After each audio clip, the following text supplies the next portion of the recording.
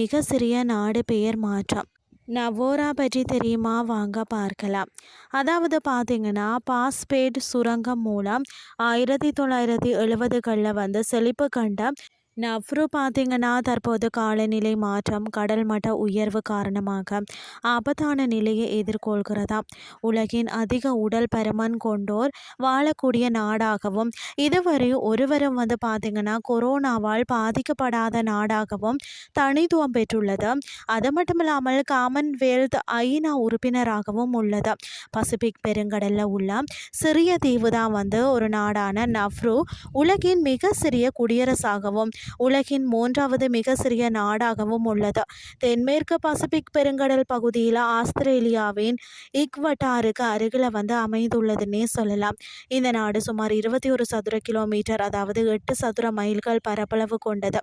12,000 பேர் வசித்து வரும் நவ்ரு நாடு மக்கள் தொகை அடிப்படையில், அதாவது துலாலு மற்றது வந்து வாடிகன் நகரத்திற்கு அடுத்ததாக உலகின் 3வது மிக சிறிய நாடாக வந்து உள்ளதுன்னே சொல்லலாம். இந்த நாட்டில் அதிகாரப்பூர்வ தலைநகரம் இல்லை என்றாலும் அரசு அலுவலகங்கள் வந்து யாரேன் மாவட்டத்தில் இயங்குகிறது.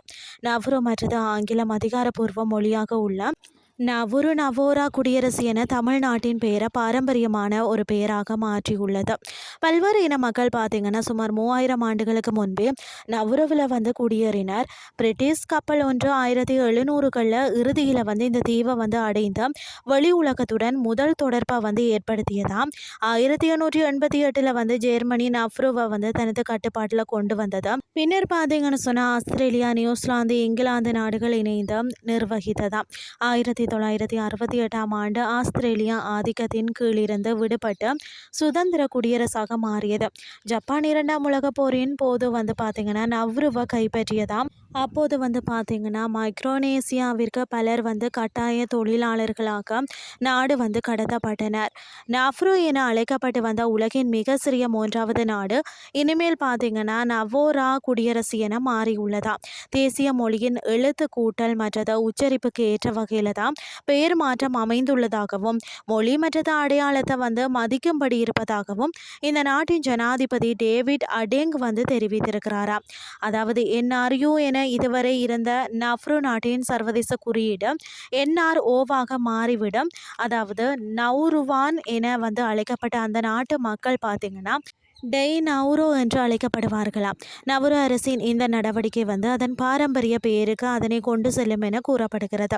பவளப்பாறைகள் மற்றது சுண்ணாம்பு கற்கள் நிறைந்த இந்த பசிபிக் தீவு பாஸ்பேட் சுரங்கம் மூலம் 1970களில் பெரும் செல்வம் ஈட்டி வந்தது. பொருளாதார சிக்கல்களை அதன் பின்னர் வந்து சந்தித்த இந்த நாடு தற்போது காலநிலை மாற்றத்தின் காரணமாகவும் கடல் மட்ட உயர்வு காரணமாகவும் ஆபத்தான நிலையை வந்து எதிர்கொள்கிறதா. தற்போது வந்து பார்த்தீங்கன்னா காமன்வெல்த் மற்றது ஐக்கிய நாடுகள் சபையின் முழு நேர உறுப்பினராக உள்ளது குறிப்பிடத்தக்கது.